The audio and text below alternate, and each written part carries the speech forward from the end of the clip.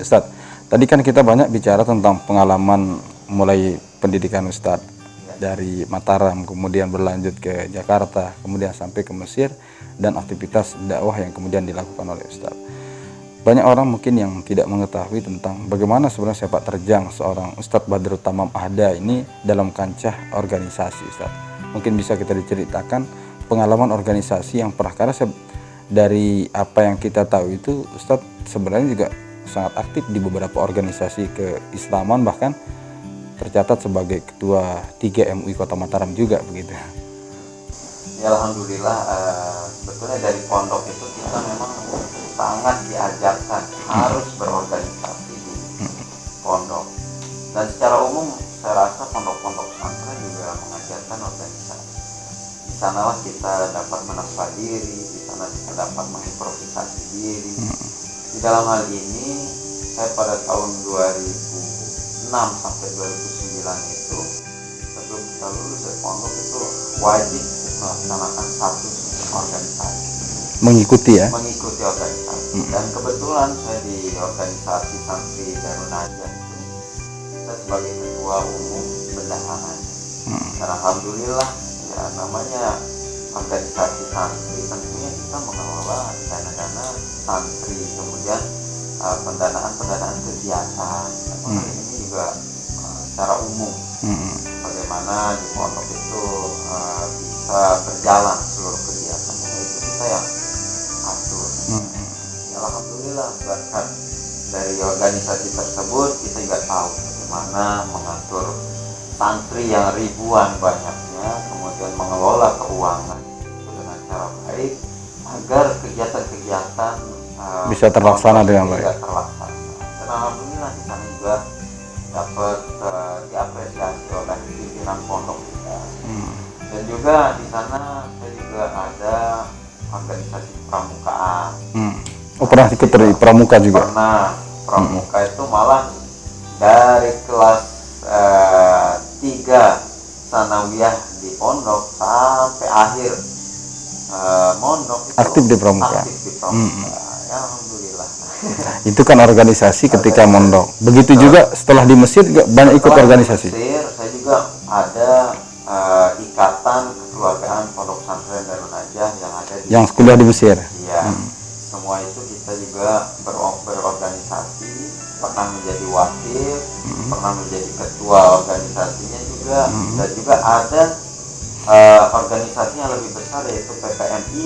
Saya juga pernah masuk di sana. PPMI itu perhimpunan pelajar mahasiswa Indonesia. Nah, di sana saya sebagai anggota jurnalis juga. Oh pernah. Oh berarti beliau ini pernah jadi jurnalis juga ya? Secara langsung dan concern begitu, Mas Hafid. Menulis lah. Ya, menulis. Ya, kita berkarya melalui tulisan. Selalu dimuat di setiap majalah-majalah keorganisasian yang ada di Mesir. Nah, itu kita juga kita kembangkan. Setelah di Mesir kembali ke Lombok, ada beberapa organisasi juga ternyata yang telah diikuti, termasuk juga bagaimana ceritanya Ustadz bisa terpilih jadi ketua 3 MUI Kota Mataram. Waktu itu memang saya sebagai ketua 3 ya. Alhamdulillah dipercayakan oleh Kota Mataram untuk masuk di ketua 3 dan dia mengikuti kegiatan-kegiatan keagamaan, terus memantau kegiatan. Ketua 3 itu bidang apa deh spesifikasi? Bidang kegiatan. Pada kegiatan-kegiatan dakwah lah ya. Dakwah. Nyambung dengan apa yang aktivitas Ustaz. Aktivitas sehari-hari sebagai dai. Tentu banyak tokoh-tokoh juga di sana kan, tokoh-tokoh senior, tuan guru kita yang tuan-guru kita, dan juga banyaklah berkomunikasi bersama tokoh-tokoh agama, masyarakat, kerukunan agama yang ada di Mataram juga. Dari situ kita juga tahu ternyata besar kontribusi para tokoh-tokoh agama kita di dalam menegakkan kerukunan agama. Dari situ juga saya tahu bagaimana Kota Mataram ini salah satu kemajuannya karena kita rukun dan tentram dalam beragama, segala aktivitas agama. kita. Ya alhamdulillah dari situ juga saya tahu. Sampai sekarang masih tercatat sebagai ketua 3 Sampai sekarang MUI Kota Mataram. masih sampai sekarang dengan kegiatan-kegiatannya, alhamdulillah. Ustadz, terakhir juga yang mungkin Ustadz banyak dikenal di masyarakat itu saat melaksanakan aktif lah dalam kegiatan-kegiatan sosial, kemudian sebagai ketua Yayasan Ahyar Foundation. Itu seperti apa? Apa aktivitas yang dilakukan di Yayasan Ahyar Abdi Foundation itu? Awal mulanya Ahyar Abdi Foundation ini terbentuk ya, mulai sebelum kita gempa tersebut. Ya, alhamdulillah sebelum terjadi gempa memang kita ingin bergerak di sosial. Tidak cukup hanya dakwah. Harus ada gerakan real, konkret ya. Iya, ada sumbangsi juga kepada warga masyarakat Kota Mataram dan Nusa Tenggara Barat secara umum, sehingga terbentuklah Yayasan Ahyar Abdi Foundation sebelum terjadinya gempa. Dan masya Allah dengan gempa tersebut di sana kita lebih aktif lagi, lebih menyuarakan saudara-saudara kita yang berkebutuhan. Dan alhamdulillah banyak donatur-donatur yang mempercayakan pada kita, bahkan kita juga dipercayakan oleh lembaga dari Prancis yang mempercayakan kita untuk menyalurkan donasi-donasi yang sudah terkumpul, bahkan itu langsung dari Prancis dan perwakilan-perwakilan yang ada di Jakarta. Namanya SPR, yaitu lembaga NGO yang bergerak di sosial, Popular Frontier, yang sampai saat ini pun masih komunikasi kita berlanjut. Apa saja aktivitas yang paling bisa dirasakan oleh masyarakat yang dilakukan ketika Ustadz katakanlah mungkin aktivitas yang paling real, kegiatan-kegiatan sosial dilakukan menggunakan bendera Yayasan Ahyar Abdi Foundation? Yayasan AAF ini memang bergerak di bidang sosial, pendidikan dan dakwah.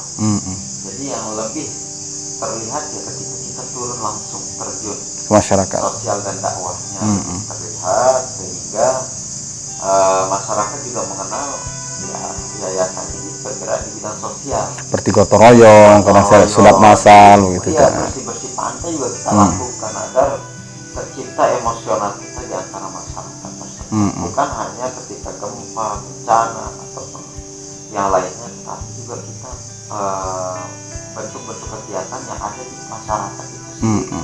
Ketika kita diundang untuk gotong royong, kita lakukan. Bahkan ada juga gotong royong masjid.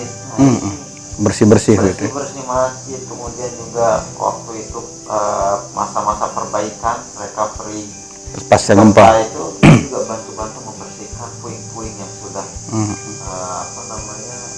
menumpuk. Sehingga kegiatan-kegiatan sosial ini ya terbangun dari situ.